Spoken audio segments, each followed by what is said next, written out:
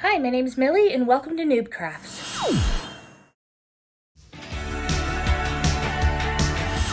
Today I'm going to be showing you how I make a simple ring box for a ring that I made for my husband for our anniversary. Here is the ring itself. I started making it a year ago when he first proposed to me. I was able to use my school's machine shop to make the blank out of titanium. I brought a big thing of titanium rod stock just for it. However, all of the cutaways and details were done with a Dremel tool, and after I lost access to the shop due to COVID, and then when busyness struck during my senior year and my master's degree year, I had to postpone the project because there was just no way to work on it. But recently I was able to get some supplies to finish it, and now it's his anniversary present. These are fire opals that it's inlaid with, and I used black epoxy and a black gel coat for those recess areas.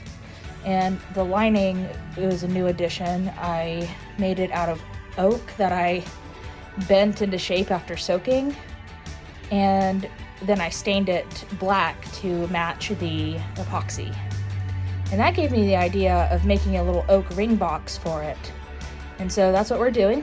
I got some oak, and I've already started cutting it into some small pieces. But what I have right here is an articulated vise I got at Harbor Freight, and it's really cool. It has a cool range of motion, so you can put these pieces at any angle that you want, and it has a cool suction base, so it just suctions right onto the desk. However, it does have some issues. This joint here is kind of weak, so if you get like a reciprocating motion going back and forth, occasionally it'll loosen up and just drop. And so you have to watch out for that and retighten it using the ring at the bottom. And occasionally some sawdust will slip under the base here and then make it lose suction, so you got to watch out for that too. And to cut my pieces, I have the world's miniest hacksaw. I also got this at Harbor Freight, and it was only like $4, and it is the most useful thing that I have in my inventory right now. And like, I'm surprised at how well this works. Like, it cuts through oak like it's nothing, and it takes a little while, but you know, that's to be expected when you don't have like a rotary saw. And I did something a little bit strange, but for a good reason. If I can get the camera to focus on this. Well, you're just gonna have to take my word for it. But I don't know how well you can see it, but the teeth are actually going in reverse on this one. I set the blade up backwards, and I did that intentionally, so that instead of having to push to cut, I can pull to cut. And I have a weak wrist because of an injury. So that helps me with that, because the pulling motion is a lot easier for me than the pushing motion. All right, so now I've got my vise loose, and I've already cut a couple of pieces that are looking good. These are my little 2-inch pieces. And this is oak stock from Lowe's. And they have a good little woodworking stock. I was surprised. I just thought that they had treated lumber. And so I'm using this 3-inch piece that I cut to mark a template for my next 3-inch piece. And now it's not perfect, so after I cut, I will also clean up. Yeah, see, look at this wonkiness. I'm just gonna measure. All right, so I measured it once again, and the line that's not like going off crazy is the actual line I'm gonna follow, and I'm gonna cut right outside the line. Here we believe in the principle of measure twice, cut once. So after I set it up in the vise, I'm looking for which line I need to follow once again. And it is this softer line here that follows my edge perfectly. And my edge isn't perfectly square either, so I'll have to address that. All right, so I actually do a push to set the blade, because it's a bit easier and the teeth dig in just a little bit.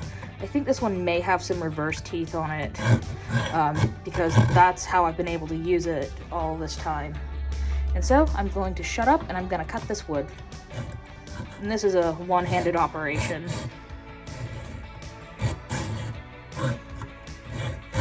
It always likes to slip at first.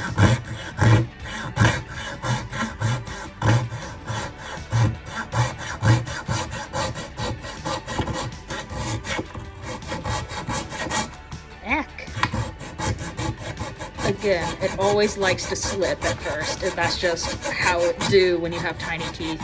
And as you can see, my vise is being interred, but that's okay. Oh boy, he's really liking to be troublesome right now.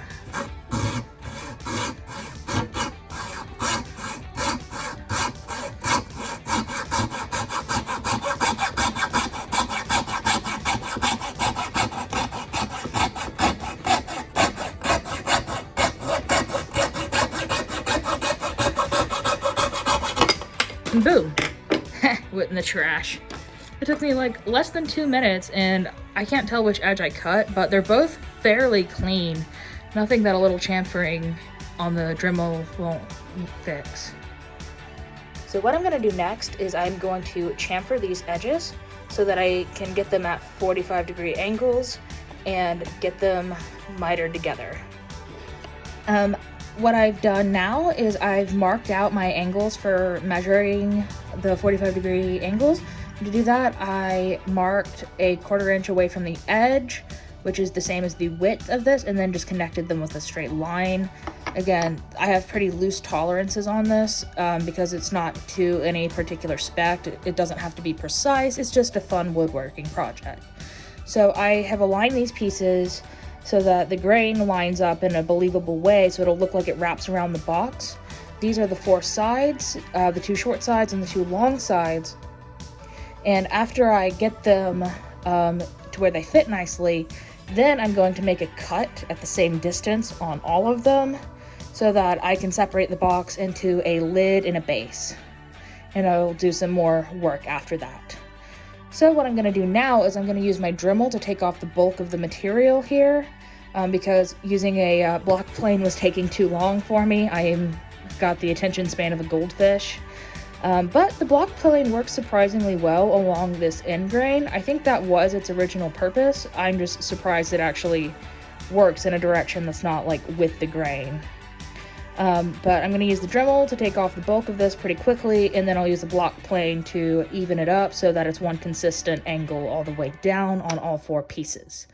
Alrighty, I'll see you in a bit.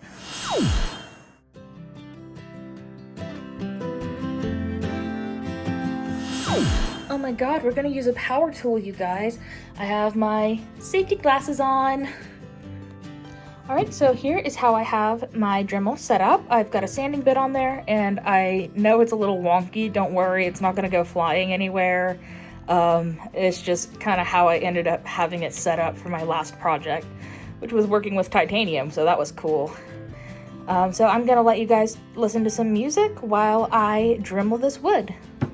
See you in a bit.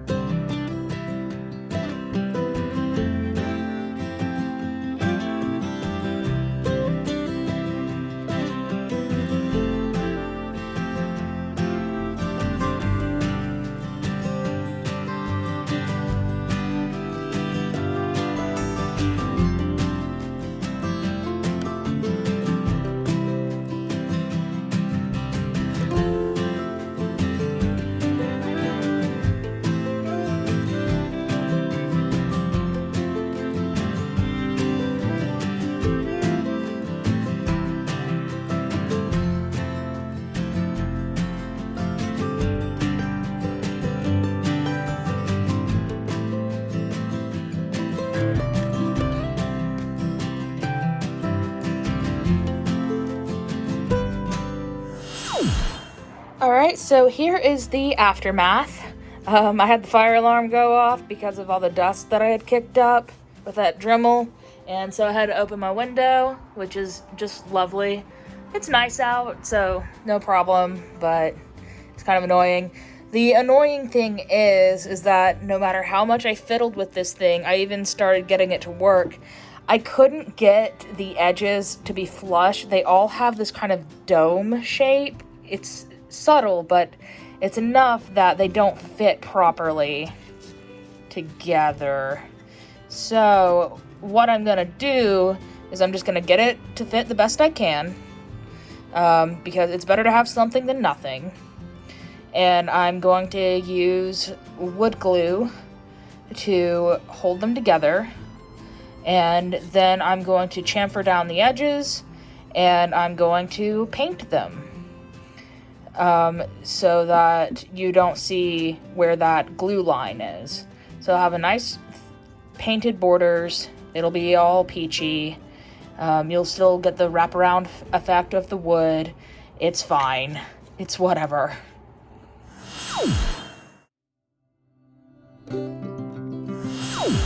Alrighty, it's time for our next step. So I've got these woods marked at 1 inch from the top, all 4 of them, and these pieces are going to make the top of the box, and the lower, bigger portion is going to make the bottom of the box. And I'm going to put in some tongues and grooves so the box can like set itself together and stay closed. But it's going to be very simple, and so let's get started. So I'm going to be hacking away at it again with my trusty mini hacksaw. And this thing is so small that like I lost it behind the Dremel tool. It's hilarious. And here we go.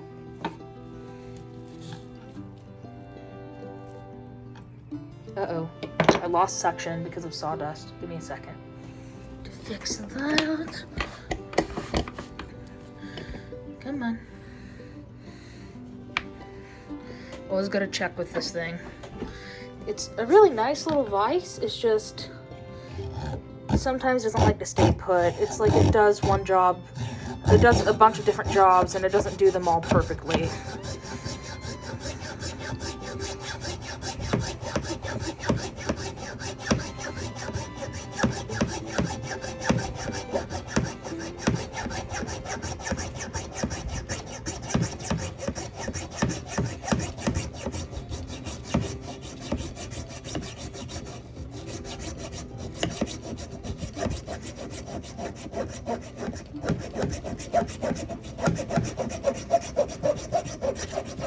Come on.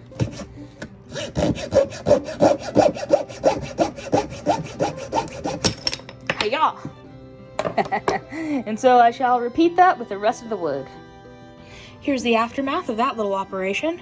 So next we are going to make the grooves on the top, the tongues on the bottom, and the little insets also on the bottom that'll let the tops and bottoms match up. I'm going to start by sanding these rough cut edges, and once they're all even or close enough to even, I'll mark out the shapes of the tongues and grooves, and I will get to Dremeling.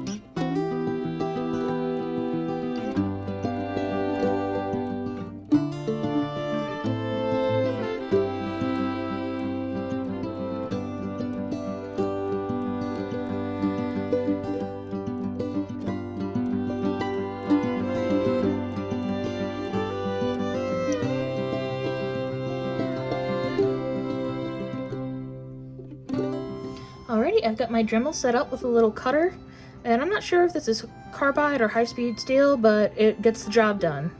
And I've got my piece marked up. So I've marked an 8-inch down and an 8-inch in. 8th, not 8, what am I saying? I have a slight speech impediment, that's okay. And I'm gonna show you guys on this piece what I'm doing.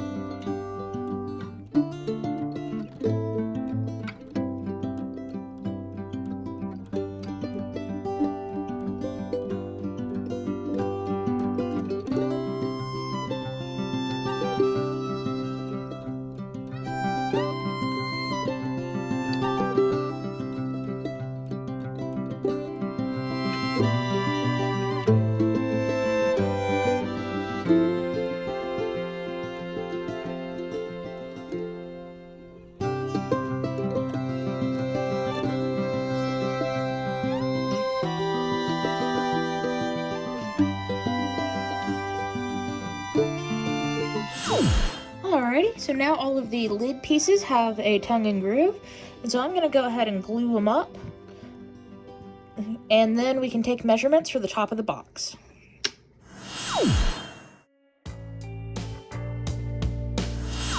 Alrighty, so there's a neat trick that Peter Brown uses that I would love to try, but I have the wrong kind of tape. I have clear tape, I don't have nice packing tape. But we're gonna give it a try anyways. I'm just lining shit up.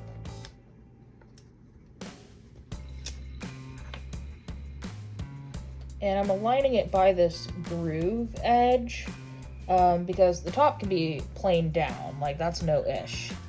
But this groove here, I really want it to align so I don't have to do more work on it. And of course, nothing is gonna align perfectly because I'm a noob and I couldn't get it that nice. But yeah, it looks like the full extent of the tape trick isn't gonna work, but I can use tape as a clamping mechanism at least. Oh dear. What am I doing? Just sit down.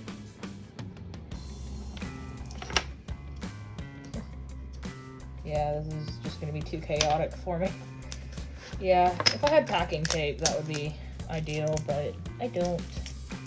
And there's just too much sawdust for stuff to stick. Where's my glue? There it is. Glue. Florida. The best. Only the best.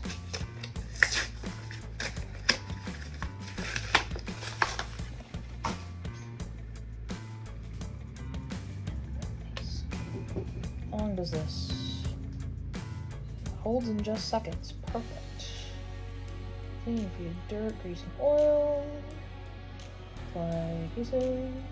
2 minutes for adhesive to partially dry before joining the surfaces together. Well, that's good to know. I wouldn't have known that. Hopefully this will be a little bit of a void filler too, because as I said, these pieces aren't going to perfectly align. Usually with wood glue, you want to be as thin of a layer as possible, but this is a little bit different. This is clear, and apparently it's sandable and paintable. And it works on wood. Oh boy, it likes to come out fast though. There's a shock towel. There we go.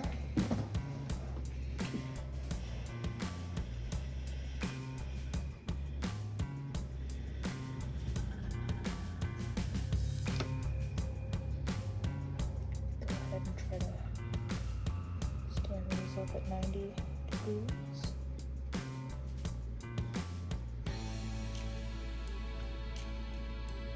Look at that. That's dope.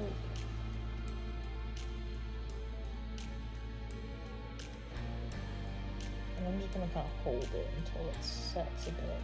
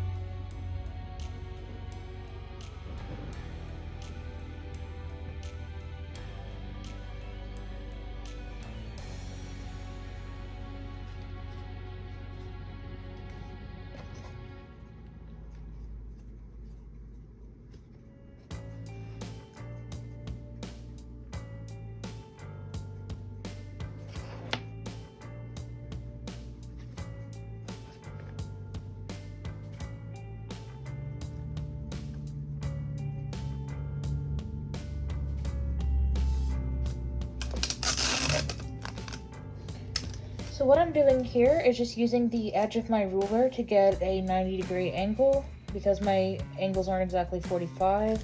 And then I'm putting a piece of tape across the top to kind of hold that shape. And then once these two are both set, then I will bond them together. And I'm standing it on the beveled or the grooved edge so that I can get those edges flush because these are not perfectly the same size. I don't have the means of being precise here, so I am just leaving things loosey-goosey, and then I will be machining them down a bit later to get them to work out the right way.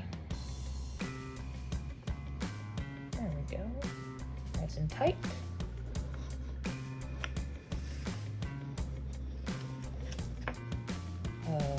Excuse me, did I put the wrong edges together? No, this is right. Oh, upside down. Didn't I? What am I doing? Excuse me?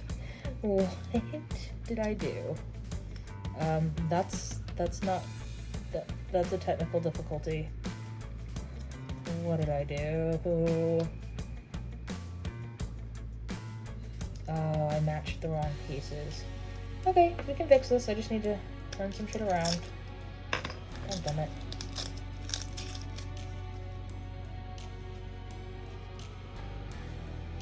Unbelievable. Of all those silly things that I could do, why this? Why? That needs to go like that.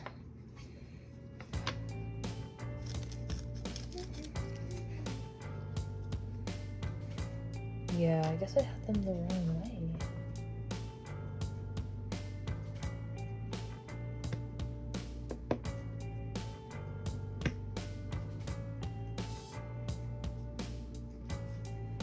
At least I figured it out. Don't really know how that happened. Yeah, there we go. That's right.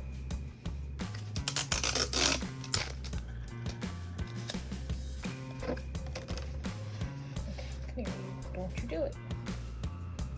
I thought this has a good open time, because if this set in seconds, I'd be screwed so bad.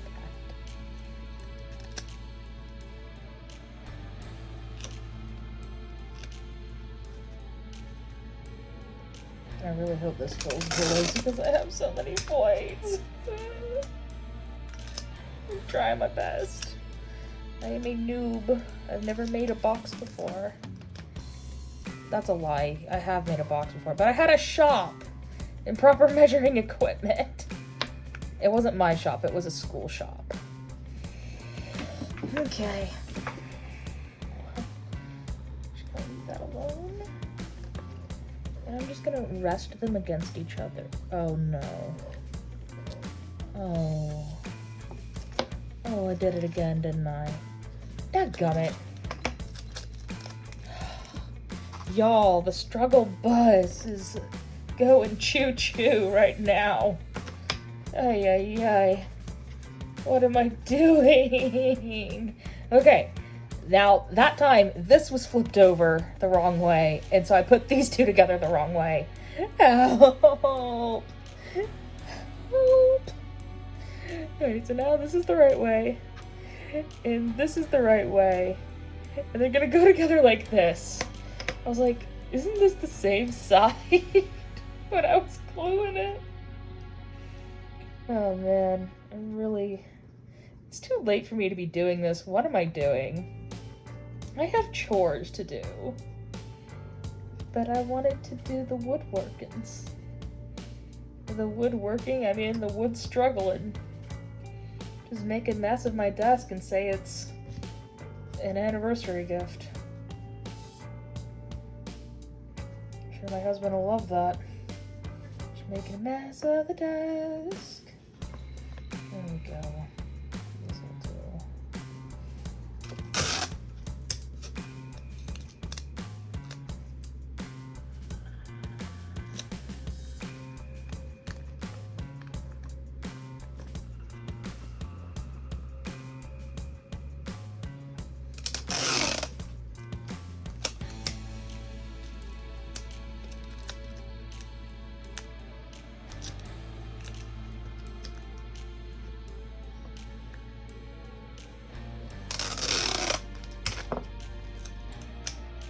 This is why you check shit before you let the glue dry, at the very least.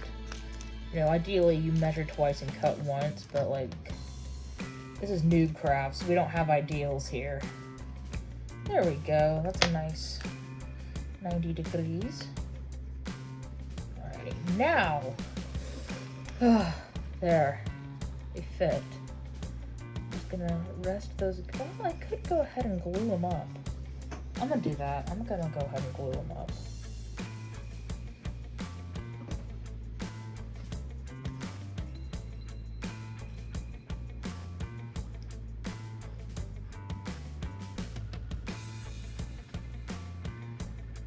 We know we're gonna have, this whole project is gonna be a little bit Miss Frizzle. We're gonna take our chances. We're making mistakes. We're getting messy. But that's okay.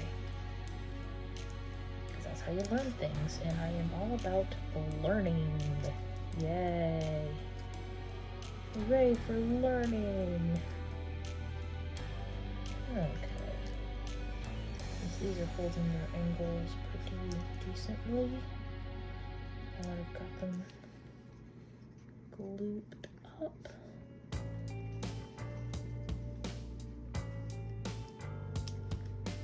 I wish I had something that was like an L shape. That would be great. There's no way of telling, is there? I could do like this. No telling if these edges are flat, but like, me trying.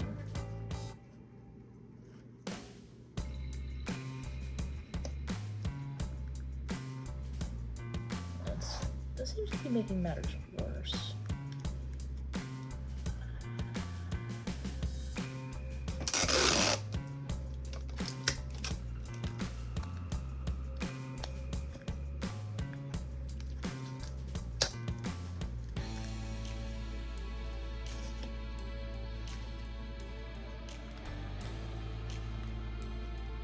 Put it on the corner across it. And like, however this ends up, like, we're gonna make the top panel to like fit this shape and not the other way around. Okay. I'm using tape as clamps because I don't have real clamps. Yeah, this is really the Noob Craft shop here. Like, this is my office room in my apartment. The Noob Craft shop. We try new things, but we might make a few mistakes. It's the Noob Craft shop. We trying to get by, and even if our things don't turn out even, we'll be alright. Nah, that's too lame to be a jingle, but it's okay. It's the Noob Craft shop. We're trying to get by. Even if we don't turn out even, we'll be alright. It's the Noob Craft shop. We're trying to get by. We're just trying to cover our sins in clear tape. That could be a biblical metaphor. Sounds like something a youth pastor would say.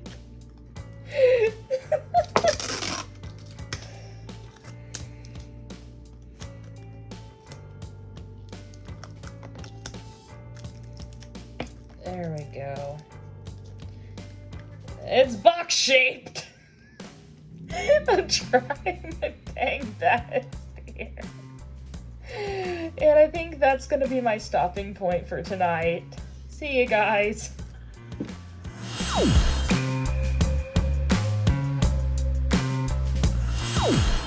Okay, so at this point in the project, I've kind of made a decision.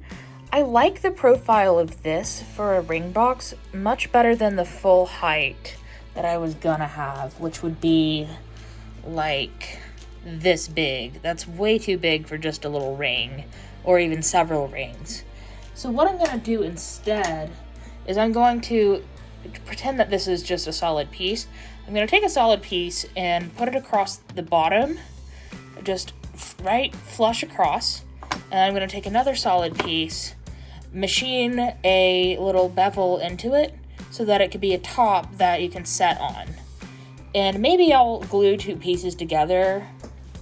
Let me see about that thickness. Yeah, I really like that.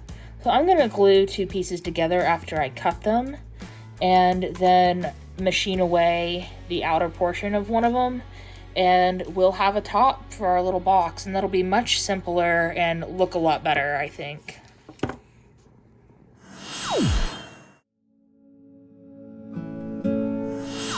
So it is the next day, and while I was away, I cut 3 pieces of wood exactly the same size. This will be a base. These two are glued up together and will form the top.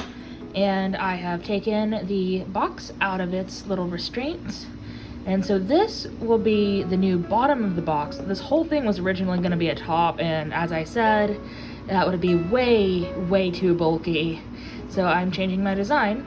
So I have this, which will be the new top, and I am going to carve it to size, make sure everything is evened up, make sure it sits flush on the top, and then I'm going to carve away the exterior of the bottom piece, and so it will sit nicely in that little recess I've already made.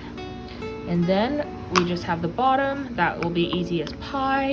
I've cleaned up the bottom of this so everything is nice and flush, and we're just gonna glue it up like that and then mill it down to shape.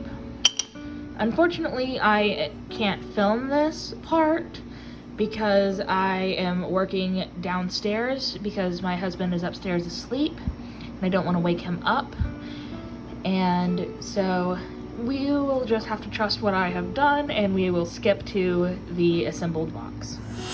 Alrighty, so here's what we've got so far. Our box is put together. I've sanded the bottom and sides flush, and I've added these cool little bevels.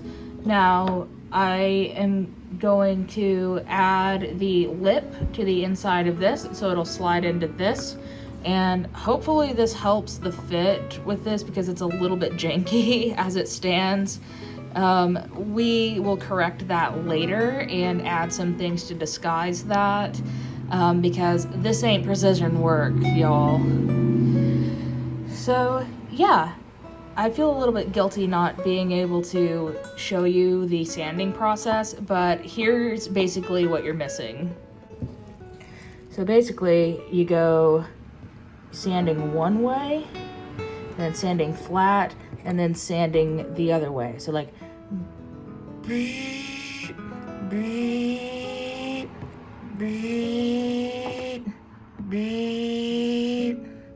and so that's all you're missing. And look, there's my wedding ring. It's so pretty.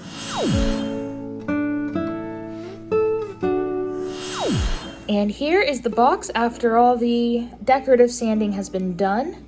So we've got the lid. It has the hollow ground bevel to match the sides. And then you got the underside with the little cutaway so that it can sit in here. And the fit's not great, but to disguise that, I actually taped the lid to the base in both directions. And I sanded the base so that the grind lines match the lid. And this pattern actually matches the texture of the metal in the ring. So you can tell that this box was made to go with that ring. And then after I did all of that, all I did was put a nice slight bevel on all of the sharp edges so that they're not so sharp. And that's all for this project. In the next video, I'll show you the process of staining and engraving. Thank you for watching. Bye-bye.